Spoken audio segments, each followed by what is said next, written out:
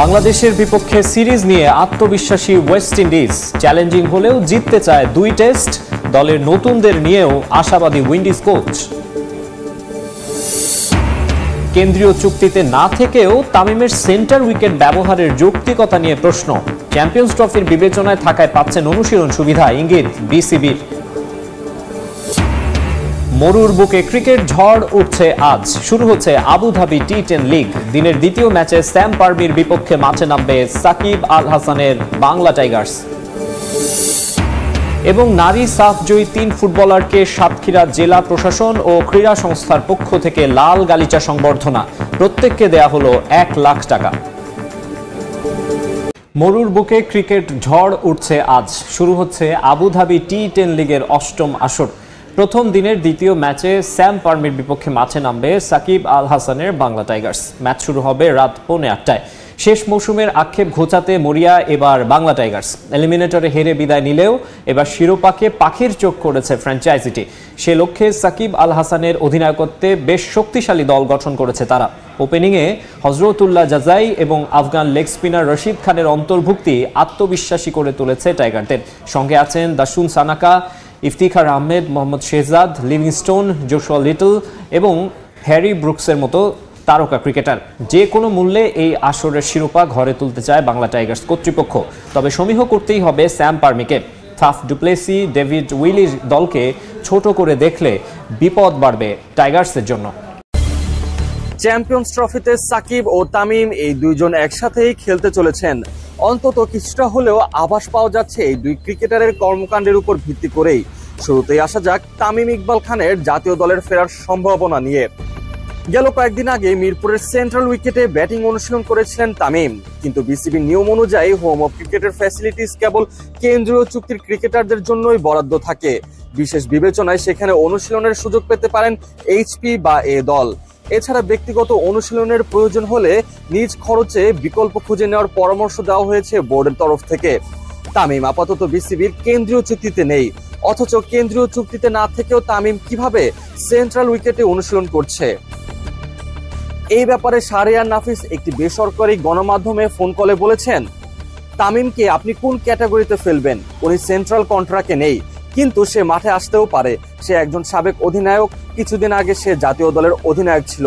সে দলে ফিরতে পারে যদি সে ফিট থাকে। যদি তামিম ফিট থাকেন তাহলে আবারও জাতীয় দলের ফেরার সম্ভাবনা আছে। অন্তত শাহরিয়ার নাফিসের কথায় এমনটাই বোঝা যাচ্ছে। ওদিকে তামিম ইকবাল খান চাইলে নিজের ব্যক্তি উদ্যোগে অন্য কোথাও অনুশীলন করতে পারেন, অথচ তিনি সেটা না করে বরং মিরপুরের মূল মাঠের সেন্ট্রাল উইকেটে এসে অনুশীলন করছেন। জাতীয় দলের রাডারে থাকে না এমন কোন ক্রিকেটার চাইলে এখানে অনুশীলন করতে পারে না। তবে যেহেতু তামিম ইকবাল বেশ কয়েকদিন যাবত এখানে অনুশীলন করছেন, তাই সম্ভাবনা আছে বিসিবির পরিকল্পনা মোতাবেক তামিম হয়তো আবারও জাতীয় দলে ব্যাক করতে পারেন চ্যাম্পিয়ন্স ট্রফি খেলার জন্য। আর ওদিকে সাকিব আল হাসান, তিনি অবশ্য কোনো প্রকার দ্বিধাদ্বন্দ্বে রাখেননি তার ভক্তদের। নিজে থেকেই জানিয়ে দিয়েছেন চ্যাম্পিয়ন্স ট্রফি খেলতে চান তিনি, এবং কি সম্ভাবনা আছে ওয়েস্ট ইন্ডিজ সিরিজে টাইগারদের খেলা চলাকালীন সময়ে সাকিব দেশে আসতে পারেন। দেশে আসার পর যদি তাকে নিয়ে কোনো প্রকার সমস্যা না হয় তাহলে বিপিএল এ খেলা চালিয়ে যাবেন চিটাগাং কিংসের হয়ে। এরপরেই চ্যাম্পিয়ন্স ট্রফির জন্য দলের সাথে যোগদান করবেন সাকিব। এদিকে তামিম ইকবাল খান জাতীয় দলের রাডারের বাইরে থেকেও সেন্ট্রাল উইকেটে অনুশীলন করার বিশেষ সুবিধা পাচ্ছে।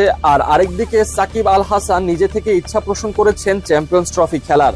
শেষ পর্যন্ত এই দুই ক্রিকেটারের ফিটনেস ও চাওয়া পাওয়া সবকিছুই যদি ব্যাটে বলে মিলে যায় তাহলে একসাথে আবারও চ্যাম্পিয়ন্স ট্রফি খেলতে দেখা যাবে এই দুই মহারথীকে।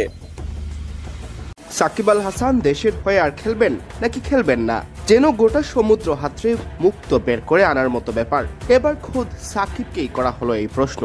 জবাবে সাকিব সাফ জানিয়ে দিলেন, দেশের হয়ে খেলা নিয়ে আপাতত ভাবতেই চান না, মনোযোগের 100% রাখছেন আবুধাবি টি10 লিগে। আবুধাবি টি10 সুবাদে রীতিমতো তারকার মেলা বসেছে আরব আমিরাতে।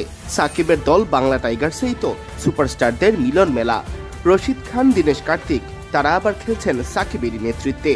হেভিওয়েট এই টুর্নামেন্টকে সামনে রেখে সাকিব তাই জাতীয় দলের জার্সিতে ফেরার ভাবনা আড়ালি করে রাখলেন। সব মনোযোগ এই টুর্নামেন্টেই। আবুধাবি টি10 লিগ শুরুর আগে অধিনায়কদের আনুষ্ঠানিক সংবাদ সম্মেলনে সাকিবকে প্রশ্ন করা হয় কবে দেশের হয়ে ফিরছেন মাঠে। জবাবে সাকিব বলেন, এই টুর্নামেন্টের পরে দেখা যাক। টেস্ট ও টি20 থেকে অপশন নিলেও ওয়ানডে থেকে এখনো অপশন নেননি সাকিব। সে হিসেবে খেলার কথা আইসিসি চ্যাম্পিয়ন্স ট্রফিতেও। ফেব্রুয়ারিতে শুরু হতে যাওয়া আইসিসি চ্যাম্পিয়ন্স ট্রফিতে তাকে দেখা যাবে কিনা এই প্রশ্ন করলে সাকিব কিছু খোলাসা না করে জানান, এখন এই টুর্নামেন্টেই পুরো মনোযোগ রাখছি আমি। এ সময় নিজের দল বাংলা টাইগার্স নিয়ে সাকিব বলেন, পরিকল্পনা এখানে বললে তো জানানো হয়ে যাবে। এখানে সব দলই বেশ শক্তিশালী, সবাই চ্যাম্পিয়ন হওয়ার চেষ্টা করবে। আমাদেরও একই লক্ষ্য, ভারসাম্যপূর্ণ ভালো দল আমাদের, যা প্রতিদ্বন্দ্বিতা গড়তে পারবে। সাকিবের নেতৃত্বাধীন বাংলা টাইগার্স ছাড়াও টি10 লিগে অংশ নিচ্ছে আরও 9টি দল। ডেকান গ্ল্যাডিয়েটর্স এবারও খেলবে নিকোলাস পুরানের নেতৃত্বে। কাইরন পোলার্ড নেতৃত্ব দেবেন নিউ ইয়র্ক স্ট্রাইকার্সকে। চেন্নাই ব্রেভস জাগুয়ার্সের নেতৃত্বে আছেন থিসারা পেরেরা। দিল্লি বুলসের অধিনায়ক রভম্যান পাওয়েল। টিম আবু ধাবিকে নেতৃত্ব দেবেন ফিল সল্ট। মরিসভিলের স্যাম পার্মিকে নেতৃত্ব দেবেন রোহান মুস্তফা। ইউপি নবাবের অধিনায়ক রহমানুল্লাহ গুরবাজ আর আজমান বোলসের অধিনায়ক মোহাম্মদ নবী। বাংলাদেশের ক্রিকেটকে প্রায় ধ্বংসের দিকে নিয়ে যাওয়া হাথুরু সিংহেকে আগেই ছাঁটাই করেছে বিসিবির নয়াবোর্ড। এবার জাতীয় দল থেকে ছাঁটাই করা হচ্ছে হাথুরুর রেখে যাওয়া বাকি স্টাফদের। আসন্ন ওয়েস্ট ইন্ডিজ সফরে রাখা হচ্ছে না বাংলাদেশের ব্যাটিং কোচ ডেভিড হেমকে। বাংলাদেশের ব্যাটসম্যানদের কতটুকু শেখাতে পারছিলেন এই বারমুডিয়ান, তা বারবারই প্রশ্নের জন্ম দিচ্ছিল। তবে এবার ঘোলা জলকে পরিষ্কার করে ব্যাটসম্যানদের দায়িত্ব এসেছে নতুন কাজে। ক্যারিবিয়ানদের বিপক্ষে টাইগারদের নতুন ব্যাটিং গুরুর নাম শুনলে অনেকের মনেই প্রশান্তির হাওয়া বইবে। হেমকে সরিয়ে দায়িত্ব দেওয়া হচ্ছে সাকিব, তামিম, মুশফিকদের গুরু সালাউদ্দিনকে। সিনিয়র সহকারী কোচ হিসেবে জাতীয় দলের কোচিং প্যানেলে নিয়োগ পাওয়া সালাউদ্দিন এবার কাজ করবেন টাইগার ব্যাটারদের নিয়ে। 2023 সালের মেতে এইচপির হেড কোচ হিসেবে বাংলাদেশে পা রাখেন ডেভিড হেম। 10 মাস এইচপির দায়িত্ব পালনের পর হেমকে দেয়া হয় জাতীয় দলের ব্যাটসম্যানদের দায়িত্ব। তবে হেম্পের দায়িত্ব নেওয়ার পর থেকে টাইগার ব্যাটসম্যানদের অবস্থা যাচ্ছে তাই।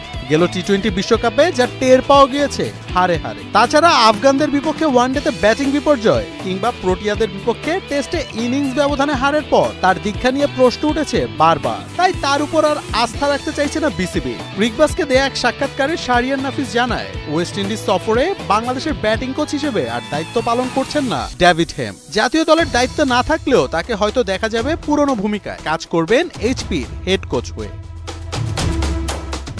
He's one of the best coaches I worked with as a team. He's very good with young players. He's definitely the best in Bangladesh. That's my own opinion. গেল বিপিএলে এভাবেই সালাউদ্দিনের প্রশংসা করছিলেন ইংলিশ অলরাউন্ডার মঈন আলী। শুধু মঈন আলী নয়, বাংলাদেশের ব্যাটারদেরও আস্থার নাম কোচ সালাউদ্দিন। সাকিব, তামিম সহ টাইগার ব্যাটসম্যানরা নিজেদের খুঁজে পেতে বারবারই দ্বারস্থ হন দেশসেরা এই কোচের কাছে। এর আগে বাংলাদেশের সহকারী কোচ এবং ফিল্ডিং কোচ হিসেবে কাজ করেছেন 2006 থেকে 2010 সাল পর্যন্ত। এসিসি ও ক্রিকেট অস্ট্রেলিয়ার লেভেল 3 কোচিং কোর্স সম্পন্ন করা সালাউদ্দিন দেশের ক্রিকেটের ইতিহাসের অন্যতম সফল কোচ। বিপিএলে কুমিল্লা ভিক্টোরিয়ান্সের হেড কোচ হয়ে 4 বার শিরোপার দেখা পেয়েছেন এই মাস্টারমাইন্ড।